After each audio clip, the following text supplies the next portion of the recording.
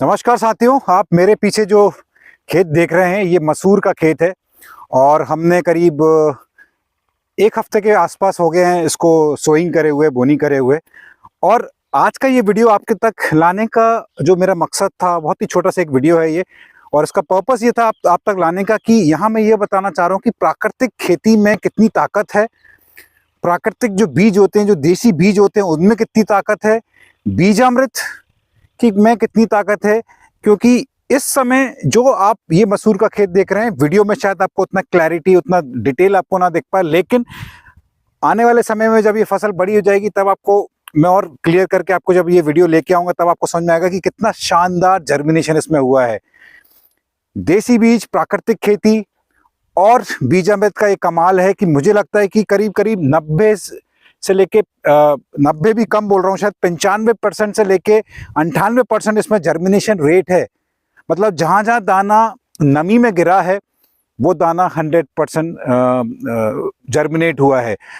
और जो दाना भी सूखे में, बिकॉज हमने यहाँ पलेवा करके हमने सोइंग नहीं की थी, बारिश बहुत ज़्यादा थी, खेत को हमने एक बार लेवल करके बिना पलेवा करके हमने इसमें सोइंग की है और बहुत ही शानदार इसमें जर्मिनेशन है।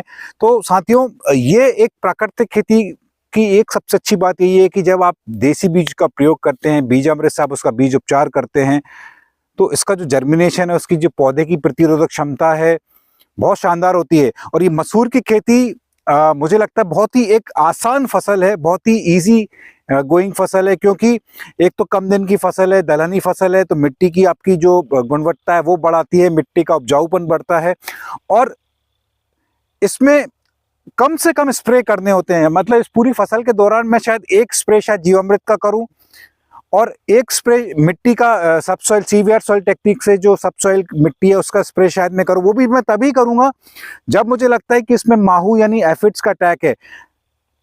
मसूर में सिर्फ एक ही रोग लगता है, वो इनफैक्ट दो रोग लगते हैं। एक कीट का जो प्रकोप होता है वो माहू यानी एफिड्स का होता है, और दूसरा इसमें जो रोग लगता है वो सूखने वाली जो समस्या आती है विल्ट की, यानी हमारे यहाँ लोकल भाषा में इसको ओगरा बोलते हैं। तो वो कहीं कहीं पत्ते, जब इसके पौधे जो है सूखने लगते हैं।